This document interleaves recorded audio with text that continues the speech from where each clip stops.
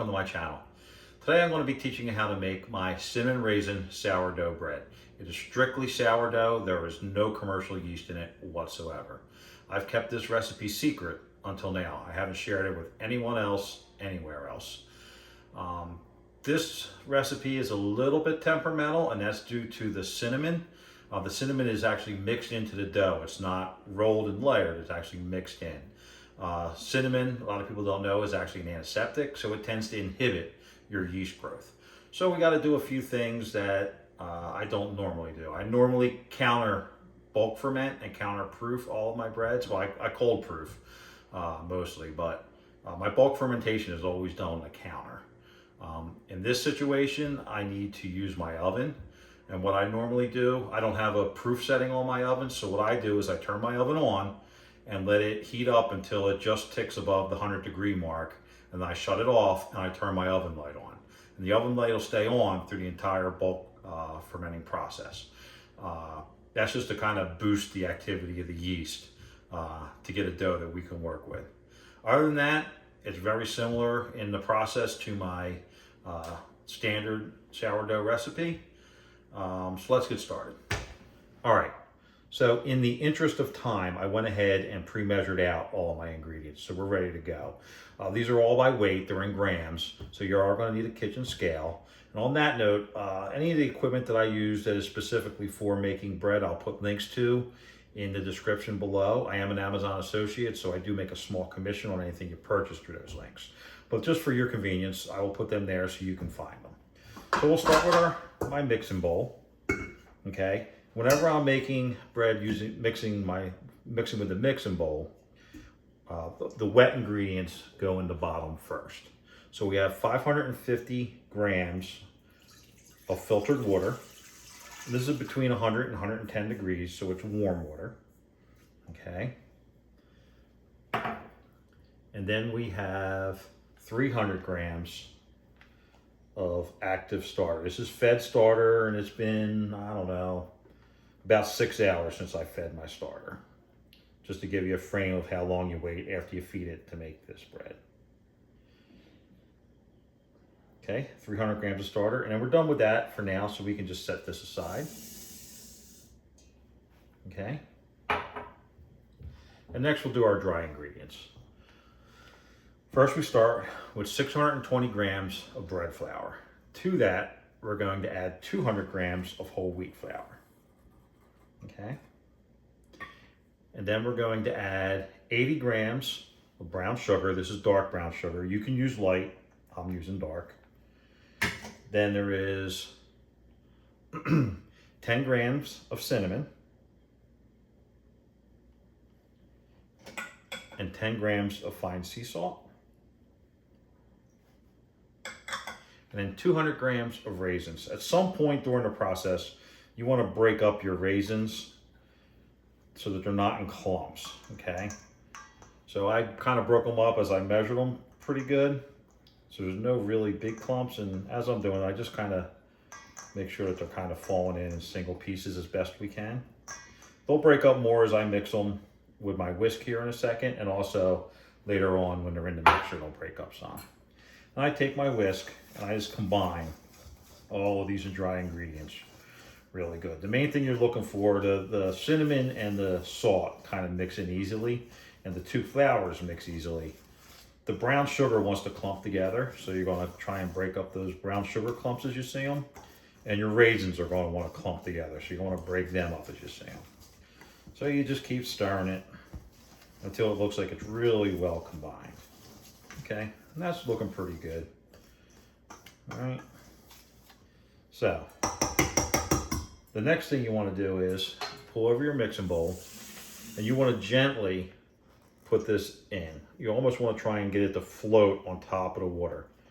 The reason you're doing that is the mixer has an easier time mixing up the dough without dry pockets if you do that.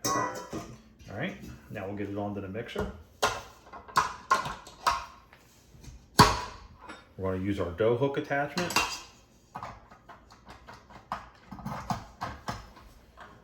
In my case, we're going to raise it up. If you had a tilt head, you'll tilt it down. and we're going to put it on the very first setting. Okay, and then we're just going to watch it, because what we're looking for is to see it to start to come together. Once it starts to come together, you want to start your timer, and you want to time it and let it mix on the lowest setting for 10 minutes. So I'll watch this, and when it looks right, I'll start my timer, and we'll come back after the 10 minutes. At this point, this is when you want to start your timer, when it's just starting to come together into the dough. Okay, it's been 10 minutes. Our dough is ready to be turned out of our mixing bowl and into the bowl that we're going to use for our bulk ferment. And then we'll just get this right on into the bowl.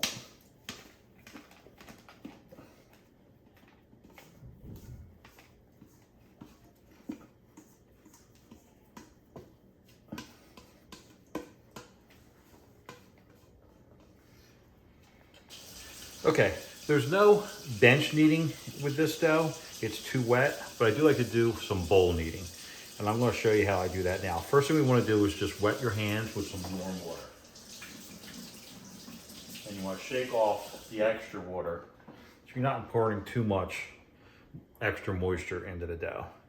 And you're going to want to get underneath and just sort of do like a, so what I'm doing is I'm sort of going like this, like a come here motion and back and forth, okay? And agitate the dough. Okay, just keep going like that. And work your way around the bowl.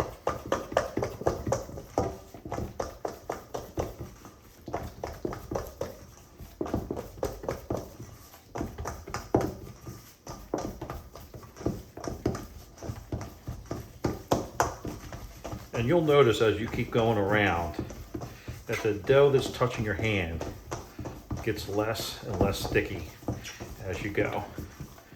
And you can also notice the change in the dough on the top. Okay. Now, believe it or not, I'm just about done. And then I wait for a point where it feels like the dough really isn't sticking that much and pull my hand out. And that's all that you really have stuck to your hand. Now I'll rinse my hand off. And then again, just with a little bit of warm water left on your hand, I just kind of go around and tuck the sides a little bit. All right, and we're ready for the bulk fermentation. So we're gonna let this sit for 30 minutes. Then we're gonna come back and do a set of stretch and folds. We'll wait another 30 minutes and another set of stretch and folds, and then we'll have the duration of the bulk fermentation time. So this is going into the oven that I preheated, and now I have my light on. The light stays on during the whole, until you shape this, that light stays on. That light bulb keeps that oven at pretty much the right temperature for proofing, okay? So I will see you guys in 30 minutes. Okay, so it's been 30 minutes. It's time for our first set of stretch and folds. So the first thing you want to do is, again, take your hand and wet it with some warm water. Wetting it with warm water keeps the dough from sticking to your hand too much. And shake off the excess, all right? And then you're gonna get your hand underneath and then stretch it up, okay? Then you're just gonna go around the bowl, stretching it. This is the stretch and that's the fold. Stretch and then fold, all right? And once you've kind of got it at this point, I like to wet my hand one more time.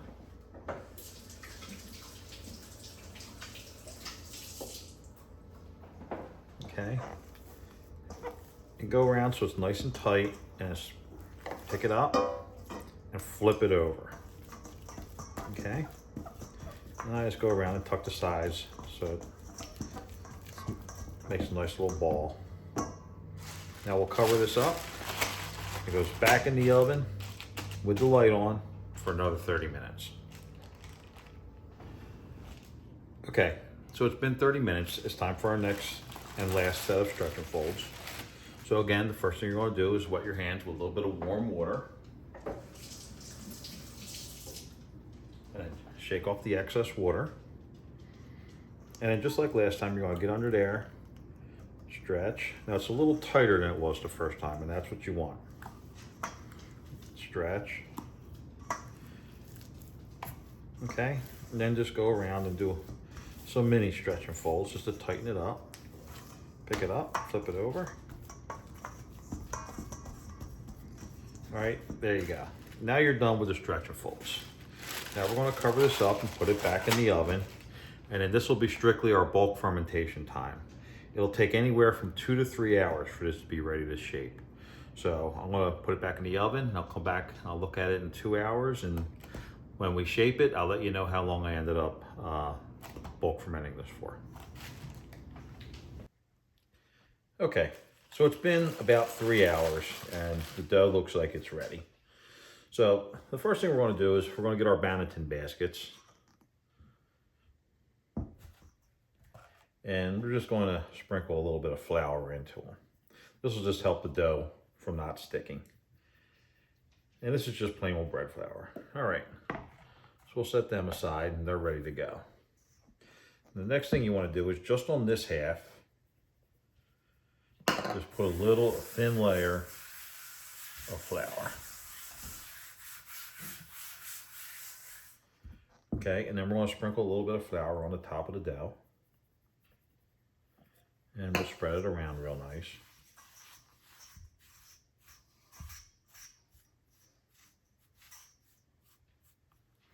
Okay, then we're going to take our bowl scraper and we're just going to tip the dough, helping it with the scraper, and gently tip it out onto our surface.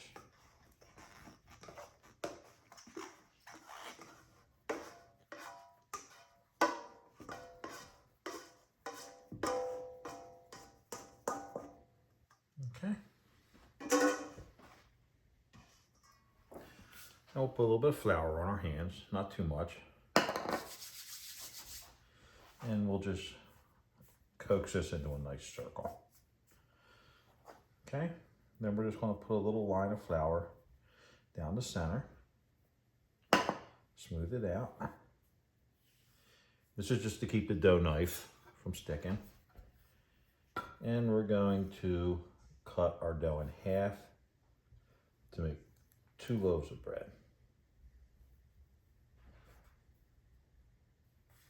Okay. And then what we'll do is we'll gather up the dough.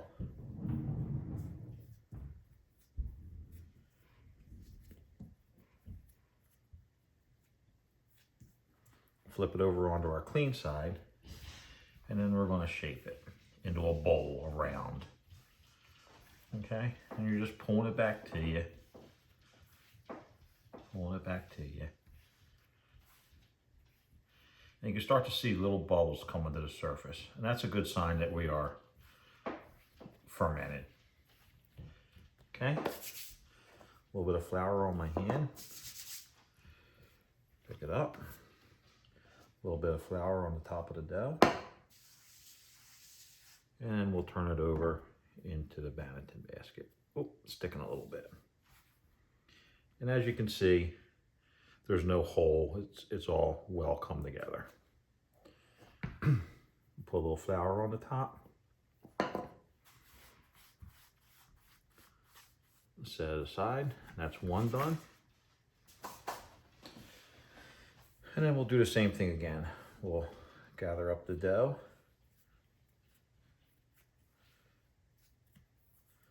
Basically folding it in like the petals of a flower. Turn it over onto the clean side. And shape it into a bowl.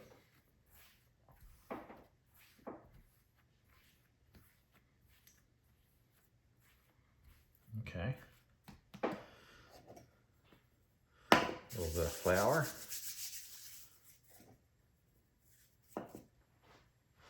And we'll pick it up. Add a little flour onto the top. Turn it over into our Banneton basket. Flour at the top.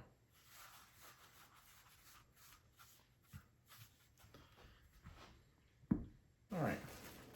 Now we'll cover these. And these will go into the refrigerator, the cold proof overnight, to be baked tomorrow.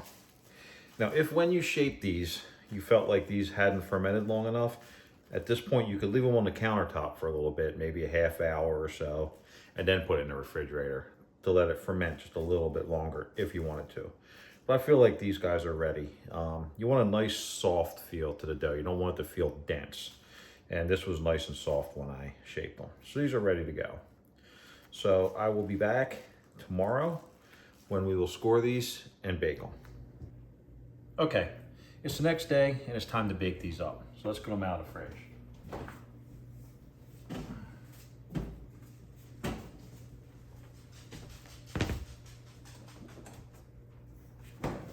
All right, and we'll get them uncovered.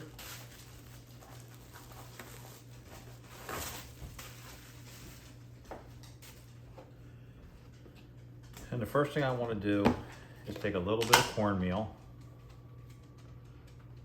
on each one.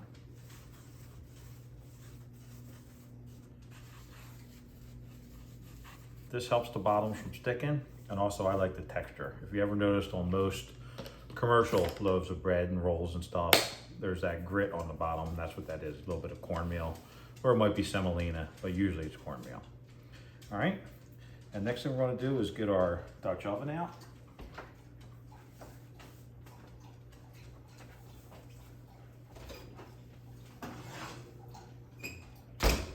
This is preheated to 450 degrees. In this case, it's my Creuset bread oven. And we'll get the little trivet on there, get it onto the Lazy Susan. Flip it over. Gently take this off. And then with these, I like to just score with a simple X.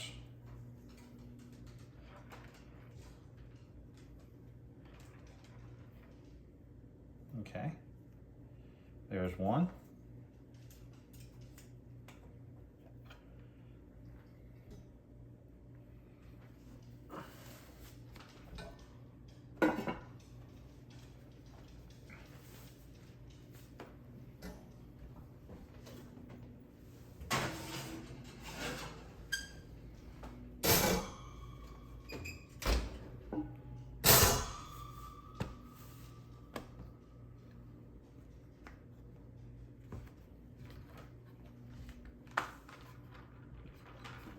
Flip it over.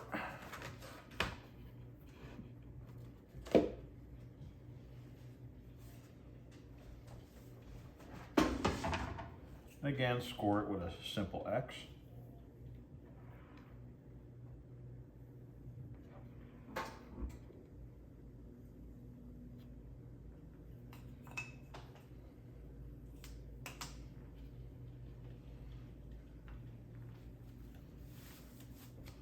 Cover it up.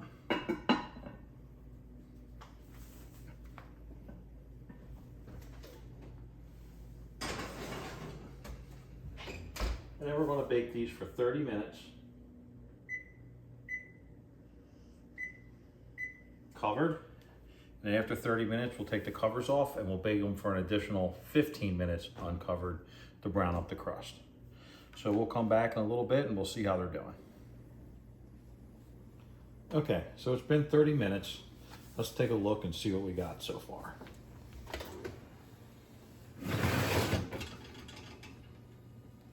There you go, that's a nice oven spring on that one.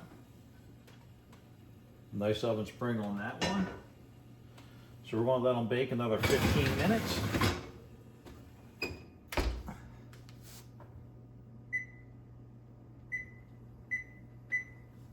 And we'll come back and take a look what they look like when we pull them out of the oven. All right, so let's get these bad boys out of the oven. Here's the first one.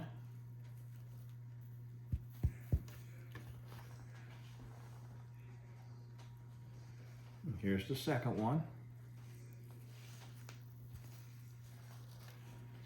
Okay, these both look very good. So we are going to let these cool for a little bit, and then we'll come back and we'll cut one of them open and I'll show you what the inside looks like. Okay, it's been several hours and we're completely cool now. So let's cut this open. I'm sure this is the part a lot of you have been waiting to see.